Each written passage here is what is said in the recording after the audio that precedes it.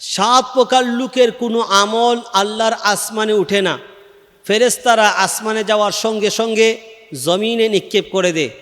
প্রথম প্রকার হলো যারা মানুষের দোষ আলোচনা করে, যারা গীবত করে, মানুষের দোষ বলে বলে বেড়ায়। আল্লাহ কোরআনে কারিমে বলেছেন, ওয়ালা ইয়াগতাব বা'দুকুম বা'দা, তোমরা একজন অপরজনের দোষ আলোচনা করিও না। আও আইহিব্বু আহাদুকুম আইয়াকুলা লাহমা আখিহি মাইতান ফাকারিহতুমু ওয়াত্তাকুল্লাহ। আল্লাহ বলেছেন, তোমরা কি কেউ পছন্দ করবে তোমাদের মৃত ভাইয়ের গোশত ভক্ষণ করতে? আল্লাহ বলেন, অবশ্যই না, তোমরা পছন্দ করবে না। আল্লাহকে ভয় করো, আল্লাহকে ভয় করো, ওয়াত্তাকুল্লাহ, আল্লাহকে ভয় করো। তাই যে সমস্ত লোক গীবত করে, মানুষের দোষ আলোচনা করে, তাদের কোনো আমল আল্লাহর দরবারে পৌঁছে না।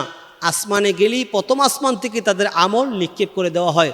আম্মাজান আয়েশা সিদ্দিকা বলেন, ইয়া রাসূলুল্লাহ, মানুষের মধ্যে যে দোষ আছে তা যদি আমি বলি তাহলে কি অপরাধ? রাসূলুল্লাহ সাল্লাল্লাহু আলাইহি সাল্লাম বলেন, হ্যাঁ, মানুষের মধ্যে যে দোষ আছে এটাই যদি আলোচনা করো তার নাম হলো গীবত, আর এটা হলো অপবাদ। আর যদি মানুষের মধ্যে যে দোষ নাই এটা যদি তুমি তোমার পক্ষ থেকে বানিয়ে বলো তাহলে তার নাম হলো ফাকাদ ইগতাবতাহু, তুমি তাকে অপবাদ দিলে। এটা হলো গীবত, এটা অপবাদ। রাসূল বলেন, গীবত থেকে অপবাদের শাস্তি আরও মারাত্মক। আল্লাহ যেন আমাদেরকে গীবত থেকে হেফাজত করেন। আজকে আমাদের সমাজের মানুষ গীবতকে গীবাত যেমন মজা, গীবতকে ঘি আর বাত মিলে খেলে যেমন মজা লাগে, গীবতকে এত মজা করে উপস্থাপনা করে।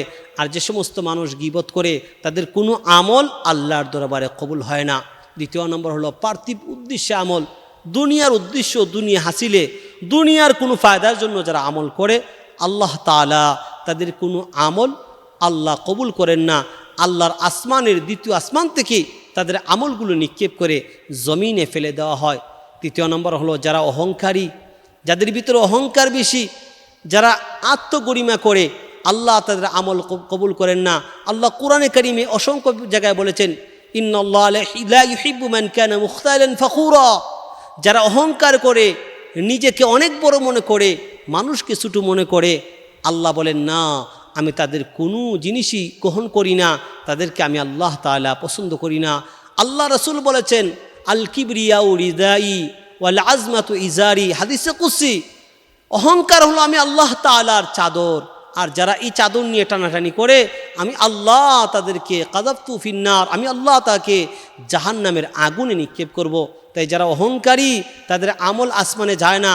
তৃতীয় নম্বর, আসমান থেকে তাদের আমল জমিনে নিক্ষেপ করে দেওয়া হয়। চতুর্থ নম্বর হলো যারা আত্মভিমানী, যারা নিজের কোনো আমলের গুরুত্ব দেয় না, অর্থাৎ কোনো আমল তাদের কাছে কোনো মূল্য নাই, আমলকে হেলায় হেলায় খাটায়, আমল করলো আমলের কোনো ফজিলত বুঝে না। আল্লাহ তাআলা এই সমস্ত মানুষের আমল যাই করুক চতুর্থ আসমানে গেলে আবার নিক্ষেপ করে জমিনে ফেলে দেন।